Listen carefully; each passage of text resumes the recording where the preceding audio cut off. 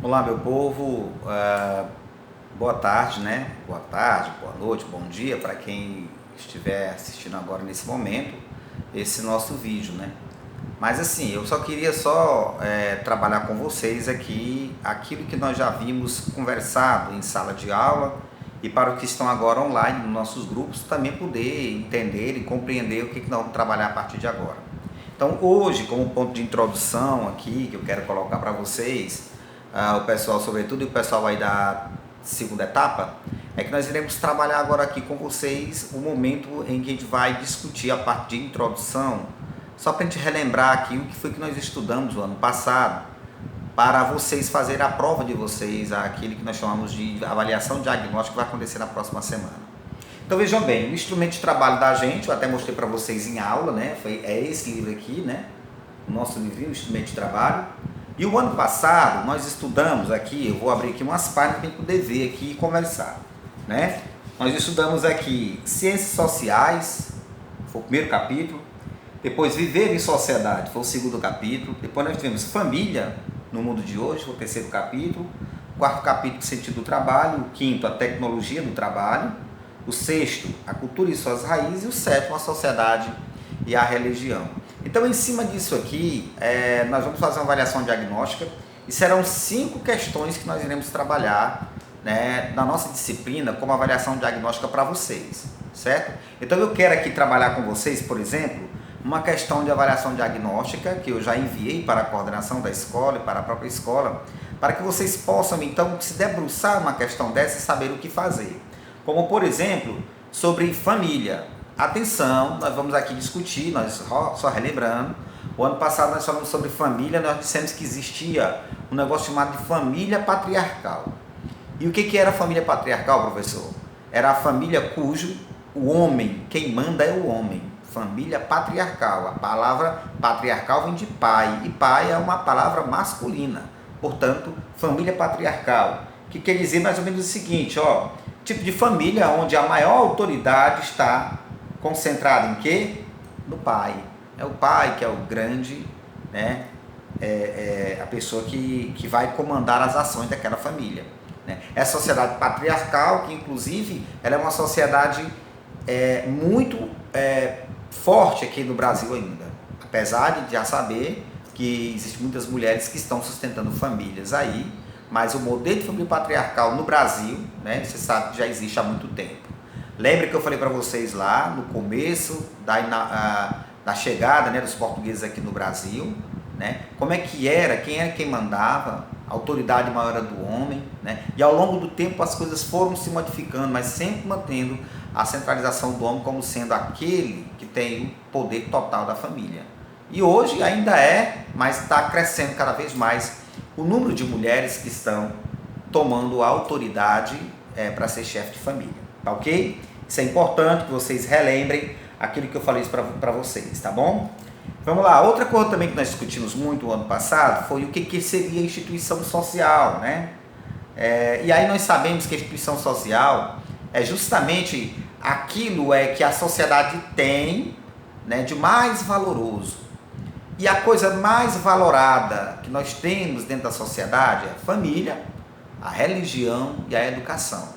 São as 3 grandes instituições sociais que nós podemos então a analisar e a entender como sendo das maiores e melhores no nosso mundo. Mas a primeira instituição social existente na face da Terra, e aí depois vem todo o resto, a política, a economia, né, a religião, o lazer, enfim, foi a família. Porque se não fosse a família, nada disso viria. Então, mais um ponto que vocês têm que analisar sobre isso, tá bom? Sobre a questão das instituições sociais. Outra coisa que é importante vocês analisarem é sobre o mundo do trabalho. O que é o trabalho? O trabalho, de um modo geral, seria algo que para os homens, lá no começo dos tempos, o homem que tinha posse, que tinha riqueza, para ele era um desserviço, era uma vergonha ele trabalhar. É por isso que existiam os servos e existiam os escravos, né, para trabalhar por eles, né? Porque naquele tempo era associado o surgimento da palavra em latim trabalho, que significa tripalium. Né? Tripalium é a palavra trabalho em latim, quando surgiu lá no começo dos tempos. E o que quer dizer então a palavra tripalho? Nada mais do que um instrumento de tortura que existia no mundo antigo, né? Uma espécie de um tridente pontiagudo amarrado e a pessoa batia nas costas para poder causar sangramento e uma certa tortura. Daí por que dizer que trabalho é tortuoso, é torturante, enfim, né? Seria basicamente o surgimento da palavra trabalho seria, né, a palavra tripalho, não esqueçam disso.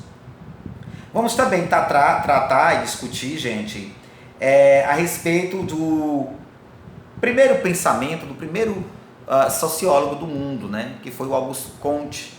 E o Augusto Comte, ele trabalhou, né, como sendo a sua corrente de pensamento chamada de corrente positivista.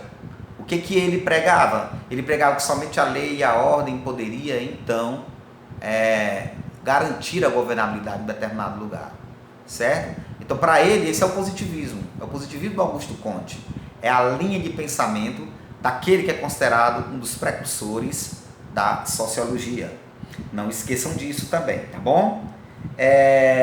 Tentar aqui ver aqui um outro ponto que a gente vai poder trabalhar na nossa prova, para que vocês, quando se depararem sobre ela, vocês saberem o que fazer e como responder, tá bom? Vou procurar aqui uma outra, tá bom? Vamos lá trabalhar sobre a religião, né?